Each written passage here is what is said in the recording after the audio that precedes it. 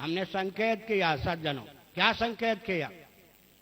हमने यह संकेत किया, एक दल भी अगर अपना शोधन, अपेक्षित शोधन, देश के हित में शोधन, विश्व के हित में शोधन, मानवाधिकार की सीमा में सबको स्नेह सम्मान देता हुआ हिंदुओं के अस्तित्व आदर्श की रक्षा की दृष्टि से अपना शोधन कर ले, बाकी जितने राजनीतिक दल हैं अपना शोधन करने के लिए बाध्य होंगे, विवश होंगे।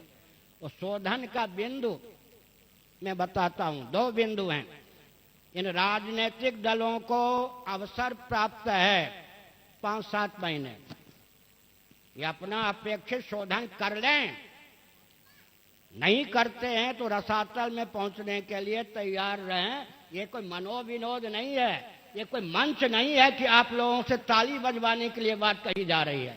आप समझ रहे होंगे कि इन अष्टस्थान जो उच्चारण के हैं, इनके माध्यम से कोई शक्ति बोल रही है, तो आप समझ गए ना, गुरु परंपरा का तेज बोल रहा है। हम लोग मंच पर मंचन करने वाले नहीं हैं। हमने संकेत किया 2 बिंदु राजनीतिक दलों को ध्यान रखना चाहिए। और मैं आगे कहना चाहता हूं, भारत में वही राजनेता, वही राजनीतिक दल चुनाव लड़ने में अधिकृत हो जिसकी आस्था वक्ष्यमाण 2 बिंदुओं में हो। वो 2 बिंदु क्या है? चंद्रशेखर आजाद, भगत सिंह, सुभाष चंद्र बोस, मंगल पांडे, महाराणा प्रताप आदि मनीषियों ने प्राणों को हथेली पर रखकर भारत को स्वतंत्र देखना चाहा।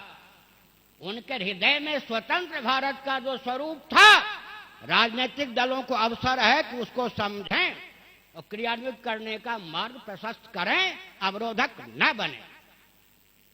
दूसरी बात क्या है, आपको पता होगा, सन 1911 के पहले अंग्रेजों ने षड्यंत्र पूर्वक, आज जिसको गांधार कहते हैं, पहले जिसको गांधार कहते थे आज अफगानिस्तान कहते हैं, सन 1911 के पहले अंग्रेजों ने भारत का एक टुकड़ा किया जिसका नाम आज अफगानिस्तान है, पहले जिसको गांधार कहते थे। गांधारी नाम सुना होगा, गांधार। उसके बाद सुना, सन 1911 से लेकर 14 अगस्त 1947 तक अंग्रेजों ने श्रीलंका, बर्मा को भारत से पृथक किया। भारत से पृथक 2 राष्ट्र, एक का नाम पाकिस्तान, दूसरे का नाम भी पाकिस्तान, जो आज एक पाकिस्तान है, बांग्लादेश है। ये अंग्रेजों के द्वारा भारत के विभक्त भूभाग हैं सज्जनों। कोई ऐसा दिन नहीं जब पाकिस्तान और भारत के सैनिक शाम को 6 बजे ध्वजवंदन करते हैं, वहां जाकर हम निरीक्षण करते हैं, देखते हैं, सुनते हैं, समझ गए।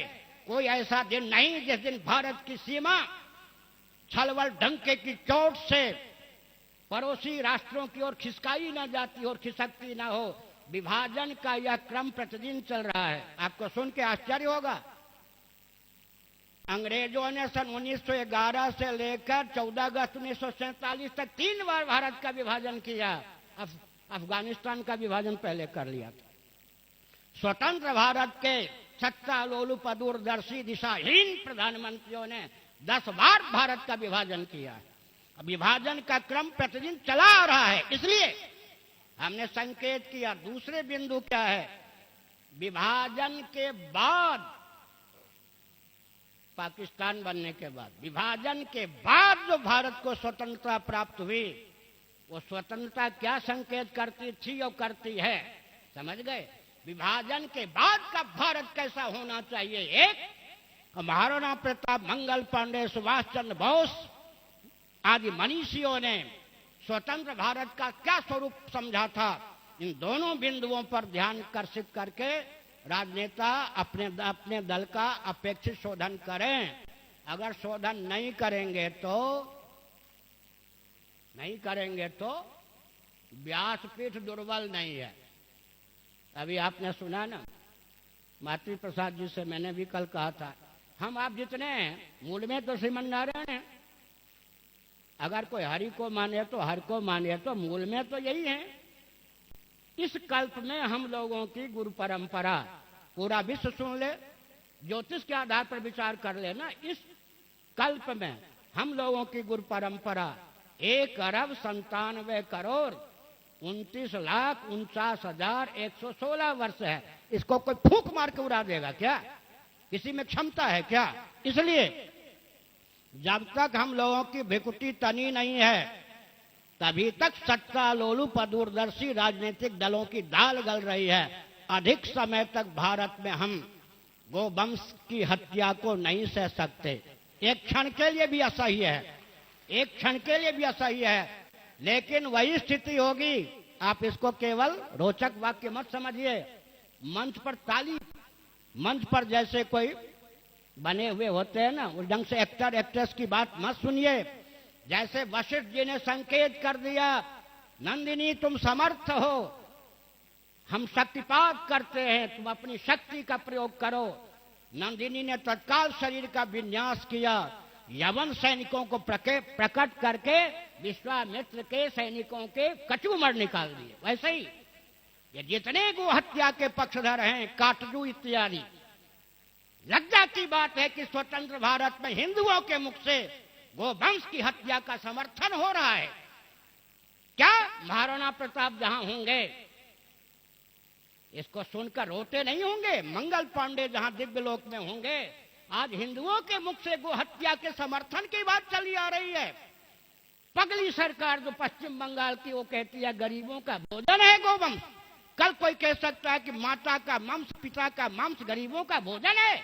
अनर्गल प्रलाप, स्वतंत्रता का दुरुपयोग। इसलिए यह मत समझिए हिंदुओं में कमी है।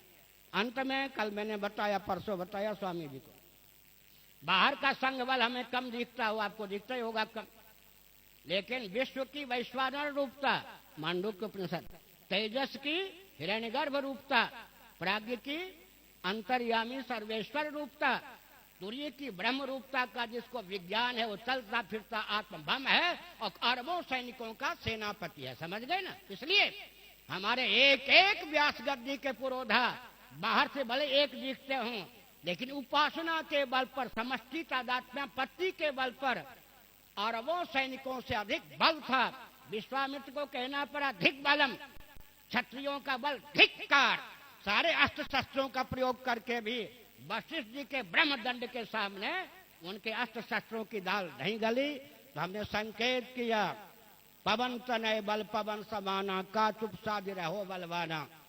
विदेशी षड्यंत्रकारियों के यंत्र बनकर भारत के राजनेता और राजनीतिक दल काम करना बंद करें और मानवाधिकार की सीमा में सबको अभयदान देकर सनातन वैदिक आर्य मान बिंदुओं की रक्षा के लिए कटिबद्धता का परिचय दें। अब हमारे श्री मुलुक पीठाधीश्वर जी व्यास गद्दी पर समासीन होंगे और हम लोग यथास्थान मन को यहाँ रखकर एक दृष्टि से, एक गुप्त दृष्टि से यहाँ श्रोता बन के रहेंगे। व्यावहारिक दृष्टि से जहाँ जाना है वहाँ जाएंगे। हर हर महादेव।